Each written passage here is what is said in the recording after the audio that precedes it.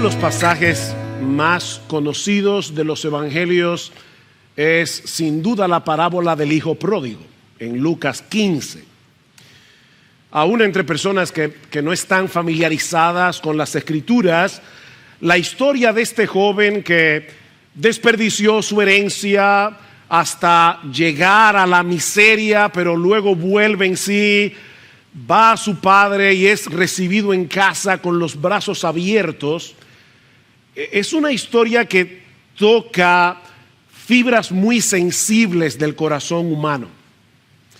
Y lo mismo podemos decir de la historia que vamos a considerar en la mañana de hoy como preparación para la Cena del Señor y que ya leímos al principio de este servicio en Lucas capítulo 7. Ahora, mis hermanos, hay una diferencia extremadamente importante entre Lucas 7 y Lucas 15. Y la diferencia es que en Lucas 15 nosotros encontramos una parábola. En Lucas 7 nosotros encontramos una historia de la vida real, con personajes de carne y hueso, un hombre y una mujer completamente distintos entre sí, que tienen un encuentro providencial significativo con el Señor Jesucristo. El primero es identificado como Simón el Fariseo, en cuyo hogar se lleva a cabo esta historia. Y como muchos de ustedes saben, los fariseos eran hombres extremadamente religiosos, sumamente moralistas y en muchos casos terriblemente hipócritas. Se apegaban a las interpretaciones rabínicas de la ley con una devoción que rayaba en el fanatismo y en la ridiculez. Y Simón era fariseo. Era un hombre decente, moral, intachable y, como veremos a lo largo de esta historia, severamente hipercrítico. Del otro personaje de la historia no tenemos mucha información, excepto que era pecadora. Y lo que eso quiere decir en el concepto cultural del primer siglo es que era una mujer que había vivido perdidamente. Así como Simón representaba lo mejor de la sociedad judía, esta mujer representaba lo peor. Pero a pesar de sus diferencias tan marcadas, los dos tenían algo en común. Ambos estaban interesados en la persona de Jesús. Lucas nos dice en el versículo 36 que Simón le había pedido, y literalmente lo que el texto significa es que le había rogado con insistencia que comiera con él. Tal parece que Simón sentía cierta curiosidad por la persona de Jesús. Y en el caso de esta mujer, era tal su interés por él que estuvo dispuesta a escoger el lugar y el momento más inoportuno para ese encuentro. Esta mujer tenía que saber que su presencia en casa de Simón no sería bienvenida, que muy probablemente allí sería tratada con desprecio, con un profundo desprecio. Pero eso no la frenó, porque su interés no era una mera curiosidad intelectual o religiosa como en el caso de Simón. Jesús para esta mujer era mucho más que una persona interesante. De alguna forma, esta mujer había llegado a entender que este hombre santo y puro, llamado Jesús, infinitamente más santo y más puro que todos los fariseos que se encontraban en la casa de Simón esa noche, él estaba dispuesto a recibirla, él estaba dispuesto a perdonarla. Este hombre infinitamente santo era al mismo tiempo infinitamente compasivo, infinitamente bondadoso y lleno de gracia. Simón tenía la misma necesidad de Jesús que esta mujer, pero a diferencia de ella, él no lo sabía. Es por eso que los dos reaccionaron de una manera tan distinta a la presencia de Jesús. Vean una vez más el versículo 36 al 38. Dice: uno de los fariseos le pedía que comiera con él, y entrando en la casa del fariseo se sentó a la mesa. Debemos entender, mis hermanos, que no era una mesa como la que nosotros conocemos en el día de hoy. De hecho, Gloria y yo tuvimos la oportunidad, cuando una ocasión que visitamos a nuestra hija Eileen al Medio Oriente, de tener una cena en el desierto, y es una mesa, un tablón a nivel del piso. Uno se recuesta con un codo y con la otra mano uno toma los alimentos, y eso fue lo que permitió que esta mujer viniera por detrás de Jesús, porque los pies de uno quedan hacia afuera. Así que tienen que visualizar esto no como un grupo de personas sentados a la mesa como en el día de hoy. Y dice en el versículo 37: y he aquí había en la ciudad una mujer que era pecadora. Y cuando se enteró de que Jesús estaba sentado a la mesa en casa del fariseo, o sea, ella no fue ahí por error. Ella sabía que esa era la casa de un fariseo. Trajo un frasco de alabastro con perfume y poniéndose detrás de él a sus pies, llorando, comenzó a regar sus pies con lágrimas y los secaba con los cabellos de su cabeza, besaba sus pies y los ungía con el perfume.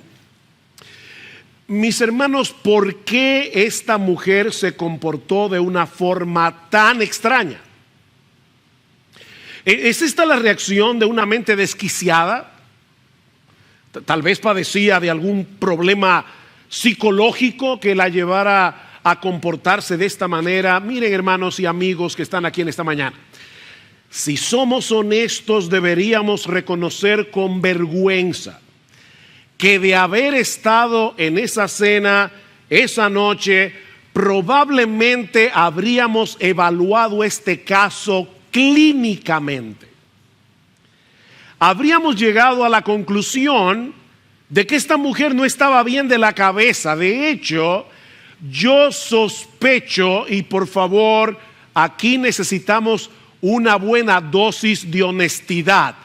Yo sospecho que muchos de nosotros nos habríamos sentido más cómodos con Simón el fariseo que con esta mujer. Después de todo, él era más estable. Pero a los ojos de Jesús, esta reacción era completamente apropiada si tomamos en cuenta la perspectiva que ella tenía de sí misma y lo que pensaba de Jesús. Ella había venido a casa de Simón con un costosísimo frasco de alabastro con perfume, dispuesta a manifestar en una forma concreta su devoción por Jesús. Para una mujer judía, el perfume era muy importante. Tan importante que algunos rabinos prohibían a las mujeres usar perfume el sábado. Ese era el día de la adoración. Y por lo tanto no se debían perfumar, porque las mujeres judías le daban mucha importancia al perfume. Pero ella había decidido derramar sobre los pies de Jesús, ni siquiera sobre su cabeza, sobre los pies de Jesús, su posesión más valiosa. Pero en ese momento sus emociones la traicionan, comienza a llorar.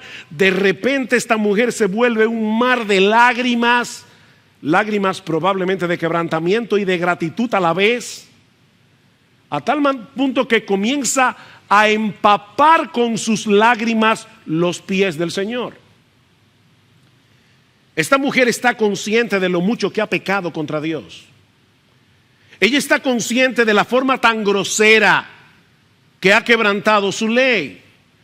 Pero de alguna manera ella había llegado a entender la gracia perdonadora de Jesús.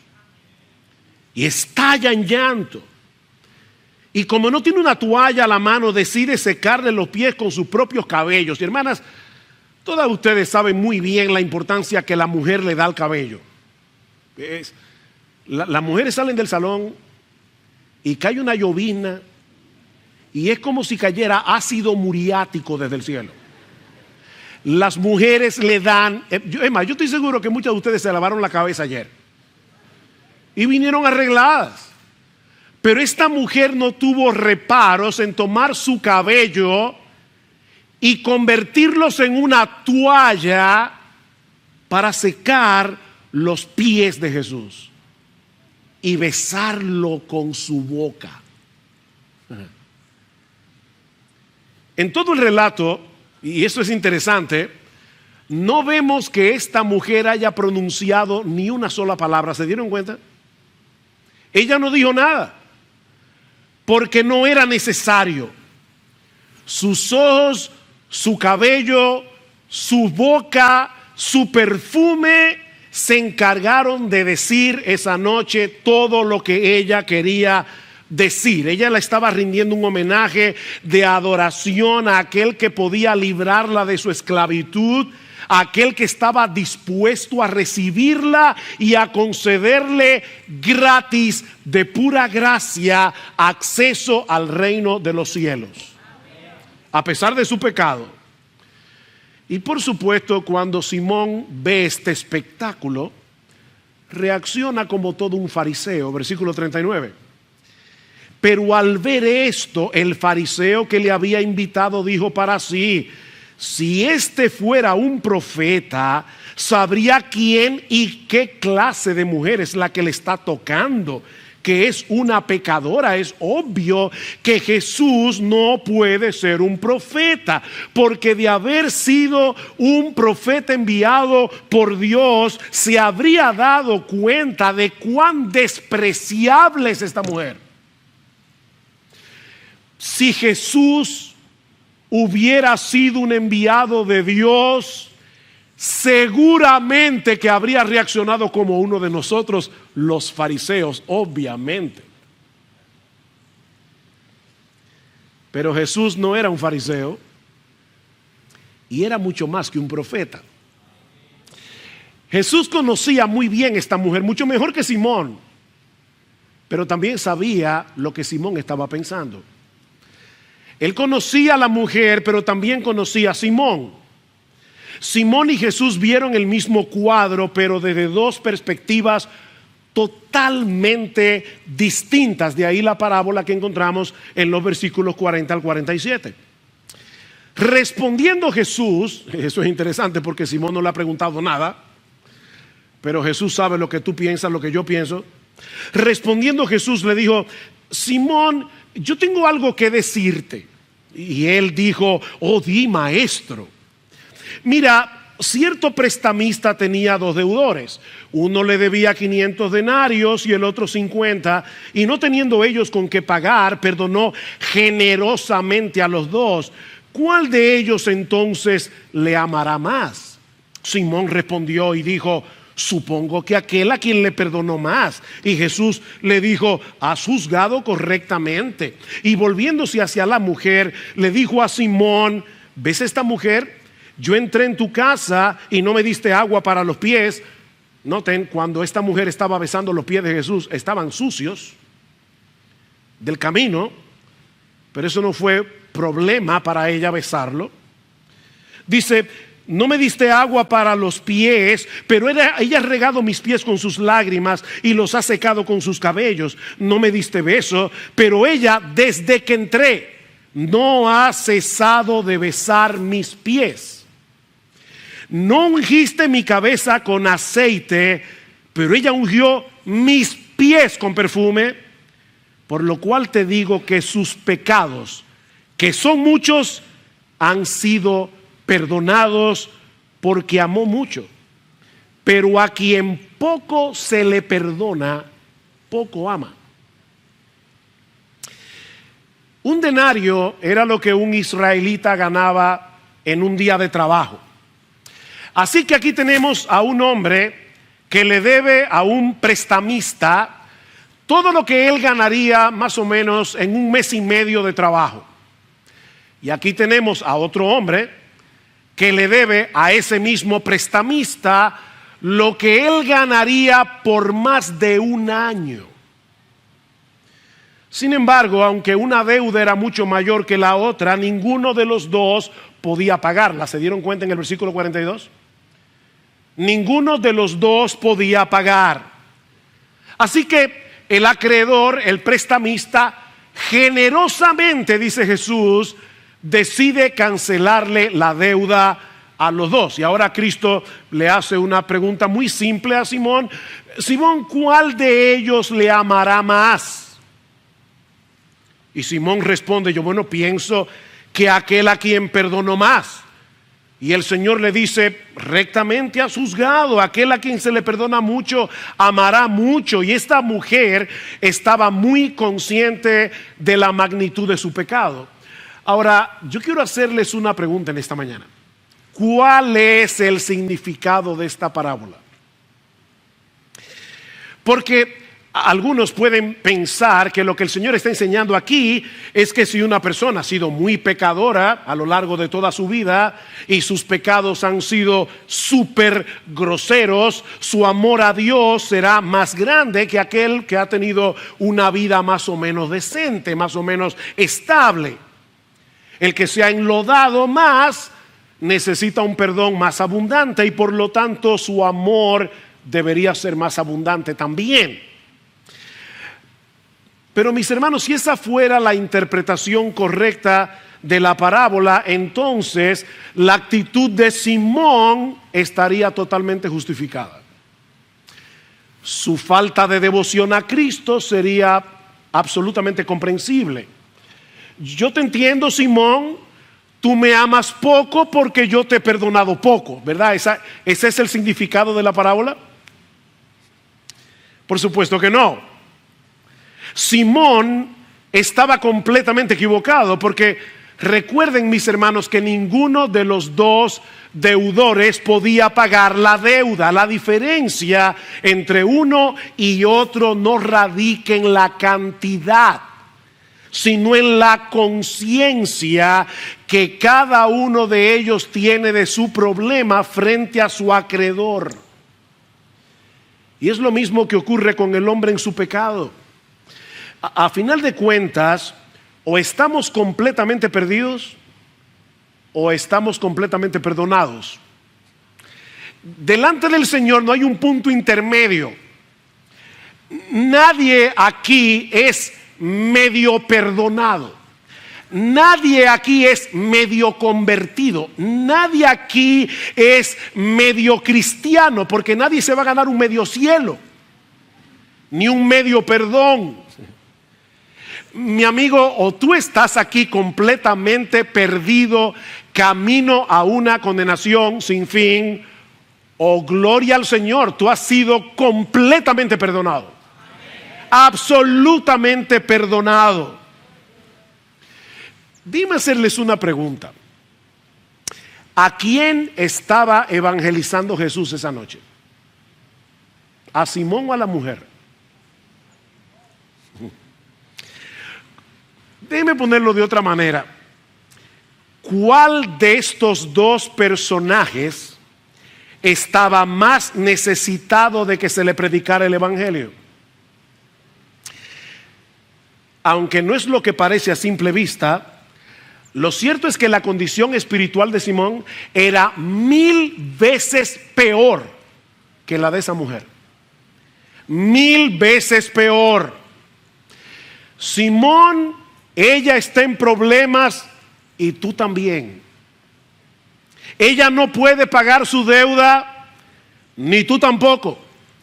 La diferencia entre ustedes dos, la gran diferencia es que ella lo sabe y tú no. Es la única diferencia. Es en el entendimiento de nuestra condición donde está la diferencia. Simón necesitaba experimentar la misma clase de quebrantamiento que esta mujer experimentó, con todo y su moral. Y es por eso que reaccionaron de una forma tan distinta, y por lo que al final de la historia los dos cosecharon dos resultados distintos. Versículo 48. Y a ella le dijo: tus pecados han sido perdonados. Los que estaban sentados a la mesa con él comenzaron a decir entre sí: ¿y quién es este que hasta perdona pecados? Pero Jesús dijo a la mujer: tu fe te ha salvado. Vete en paz. Hasta este momento el Señor había estado hablando con Simón, pero ahora se vuelve directamente hacia la mujer. Y miren, hermanos, las palabras de Jesús tienen que haber sonado como música celestial en sus oídos, en su alma atormentada. Tus pecados te son perdonados. No parte de tus pecados, no la mayoría de tus pecados. Todos tus pecados han sido perdonados. Tu deuda está saldada. Vete en paz. No porque hubiese ungido los pies de Jesús, no porque los hubiera regado con sus lágrimas o secado con sus cabellos, ni siquiera por haber amado a Jesús. Fue por su fe. Tu fe te ha salvado. Vete en paz. Por increíble que parezca, todo lo que se requiere para recibir el perdón y la gracia de Dios en Cristo es venir a Él consciente de nuestra necesidad y creyendo que esa gracia está disponible para nosotros. Alguien dijo una vez que solo hay un obstáculo que impide que nosotros seamos recibidos por Cristo en sus brazos. ¿Sabes cuál es? El único obstáculo, que no vayamos a Él. Que no vayamos a Él. ¿Qué fue lo que pasó con Simón? Lo único que este hombre decente y moralista recibió de Cristo esa noche fue una severa amonestación. Y si murió sin arrepentirse, los sucesos de esa noche agravarán su miseria eternamente. El Salvador de los pecadores estuvo sentado a su mesa, pero él no creía necesitarlo. De verdad, piensen en eso por un momento. Recordar eternamente esa escena y saber que tuvo la oportunidad de escapar de las llamas del infierno y no lo aprovechó. Mi amigo, si tú estás aquí sin Cristo en esta noche, si tú no vienes a Cristo en arrepentimiento y fe, tú vas a recordar este día eternamente, por los siglos de los siglos, y te vas a lamentar de tu pasividad con Cristo. El problema del fariseo es que el fariseo pone el evangelio de cabeza. Él piensa que el favor de Dios viene a nosotros por causa de nuestra obediencia. Y ¿saben qué, mis hermanos? Eso tiene sentido, humanamente hablando. Si yo me porto bien, Dios me trata bien. ¿No es así como funciona el mundo? ¿Quiénes son las personas que mejor te tratan? Aquellos a quienes tú tratas bien. Entonces nosotros hacemos una proyección y nos imaginamos que Dios es igual que nosotros. Si yo me porto bien, Dios me trata bien. Pero eso es colocar el caballo detrás de la carreta.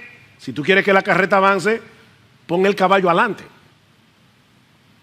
No es debido a nuestro amor y obediencia que somos aceptados por Dios.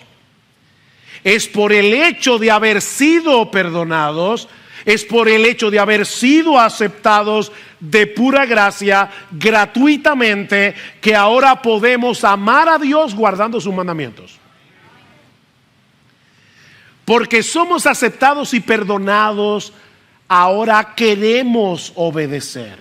Es la gratitud por el favor recibido lo que nos mueve al amor y a la obediencia. Esta mujer amó mucho porque se le perdonó mucho, dice en el versículo 47. Otra versión de la Biblia lo dice de esta manera: te digo que sus pecados, que son muchos, han sido perdonados, y por eso ella me demostró tanto amor. ¿Ven el punto? como a ella se le perdonó mucho sus muchos pecados, por eso ella me demostró tanto amor. Fue la consecuencia del perdón lo que produjo en ella ese amor tan desbordante, tan extravagante hacia la persona de Jesús. El perdón de Dios viene primero, nuestra devoción viene después. Y mis hermanos, ese es un principio de suprema importancia para la vida cristiana. Al que mucho se le perdona, amará mucho. La pregunta es, ¿tú crees que Dios te perdonó mucho o te perdonó poco? ¿Qué tan abundante tú crees que fue el perdón de Dios para contigo?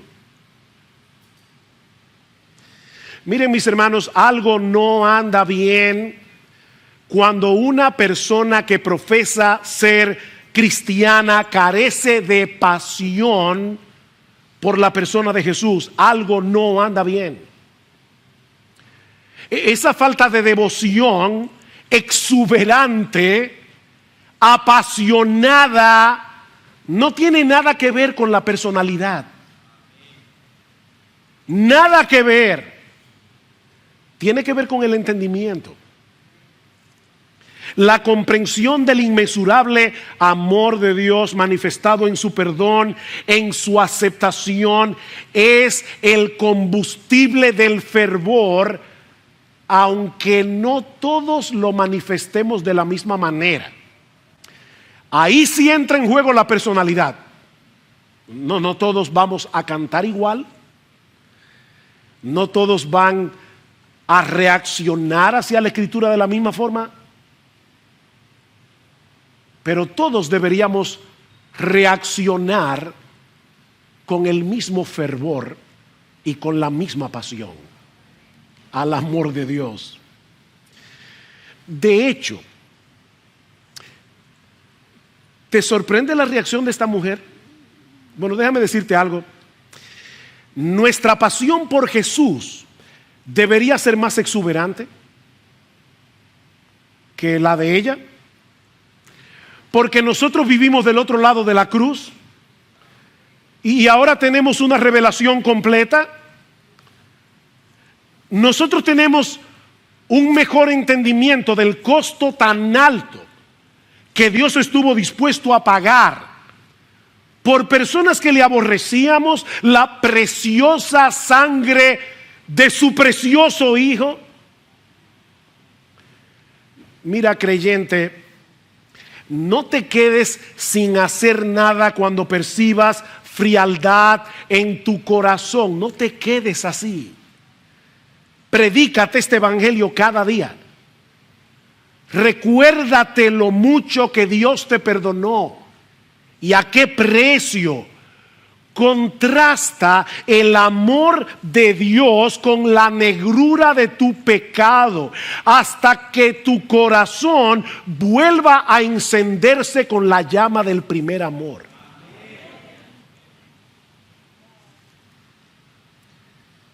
Nuestro pecado, decía Martin Lloyd-Jones, no nos deja percibir nuestro pecado. Mira, yo no sé qué tan pecador tú te sientes. Pastor, mucho. No, tú eres 1000 veces peor que eso. Nuestro pecado no nos deja percibir la dimensión de nuestro pecado. Y por eso mismo no podemos aquilatar, no podemos apreciar en su justa dimensión el perdón de Dios. Es irónico, ¿verdad? Pero mientras más pecador te ves, más apreciarás el perdón que Dios te ha concedido de pura gracia.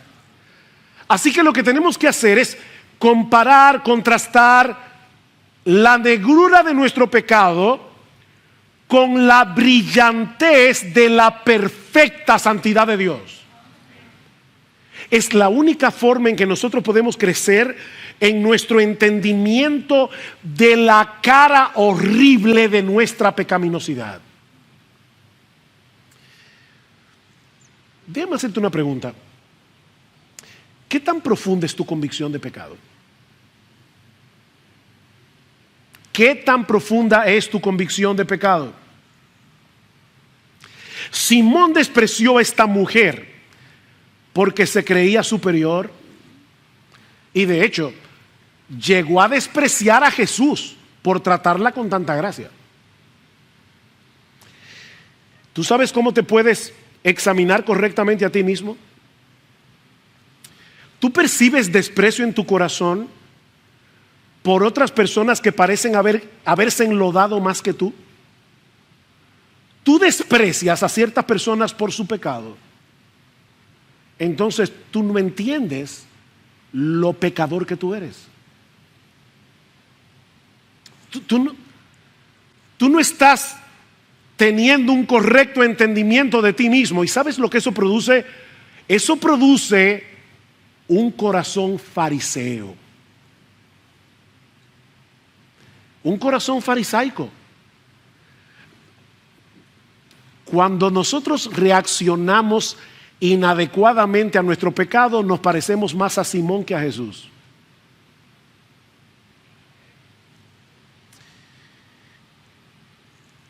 O tal vez tú puedes decir honestamente que tú no tienes ni idea de cómo agradecer a Jesús por amarte tanto, a pesar de darte cuenta que tú eres tan despreciable.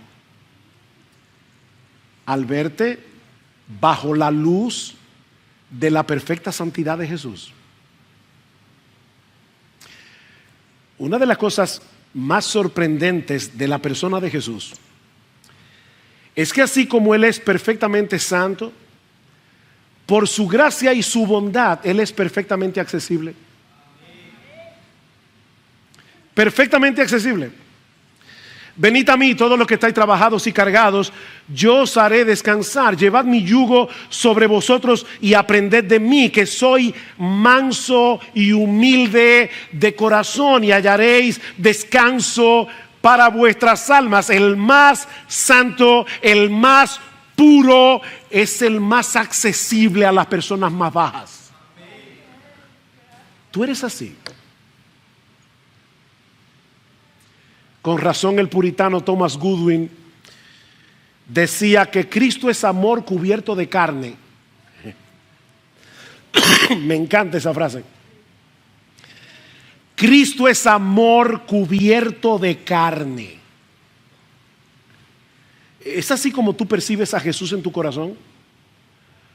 ¿O sin darte cuenta tus propios prejuicios te han llegado a creer que Jesús es como tú y como yo? Y te lo imaginas algo así como un fariseo sublimizado.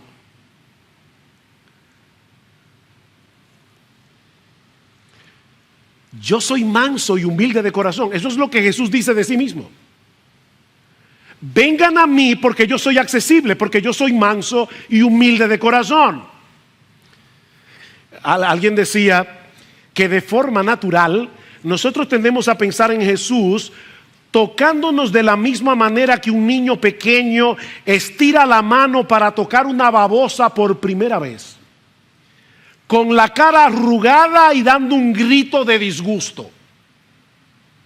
Sí, yo sé que Cristo se acerca a mí, pero seguramente se tapa la nariz, porque no soporta mi olor. No, Él se acerca a abrazarte. Él se acerca a recibirte, porque Él es manso y humilde de corazón. Jesús combina de una forma inigualable, como ningún ser humano lo ha combinado jamás, una pureza infinita con una gentileza y bondad infinita. Ese es Jesús. Y como dice alguien, no es nuestra belleza lo que gana su amor. No, es nuestra falta de encanto. Es nuestra falta de encanto. Mi hermano, nosotros vamos a participar de la cena ahora. Aprovecha este tiempo, porque el propósito de esta meditación es provocar en nosotros devoción por Cristo. Aunque no lo parezca, esto no es un mensaje evangelístico. Este mensaje va dirigido a los creyentes.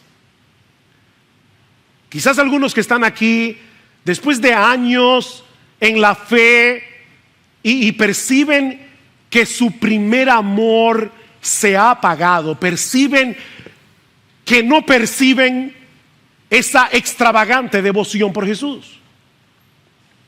Bueno, este mensaje es para ti, mi hermano, mi hermana.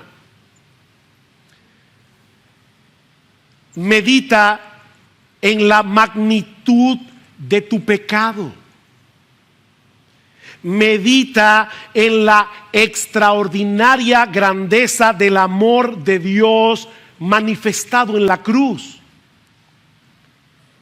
Y pide en oración al Señor que vuelva a encender la llama de tu devoción por Él. Porque nuestro bendito Salvador merece de nosotros la más profunda y ardiente devoción. Y aunque esto no es un mensaje evangelístico, mi amigo, si tú estás aquí sin Cristo en esta mañana, déjame decirte una cosa más. Yo no sé con cuál de los dos personajes de esta historia tú te identificas, con Simón o con la mujer. Pero sea con uno o con el otro, tú necesitas a Jesús. Tú necesitas a Jesús. Tú necesitas el perdón que solo Él puede darte. Y Él puede hacer por ti hoy lo mismo que hizo por esta mujer. Concederte de pura gracia un perdón absoluto y permanente, porque Él pagó el precio del perdón en la cruz del Calvario. Él cumplió la ley en nuestro lugar, de principio a fin, y luego murió en la cruz como si hubiera violado cada uno de los mandamientos de esa ley, para sustituir en esa cruz a pecadores como tú y como yo. Y sobre la base de esa obra de redención, hoy nos ofrece en el Evangelio perdón y vida eterna únicamente por medio de la fe. Mi amigo, no desprecies, por favor, no desprecies la oportunidad que Dios te está brindando en esta mañana, porque la puerta de la salvación sigue abierta de par en par para todo aquel que cree, y Cristo está del otro lado para recibirte con los brazos abiertos, solamente por gracia y solamente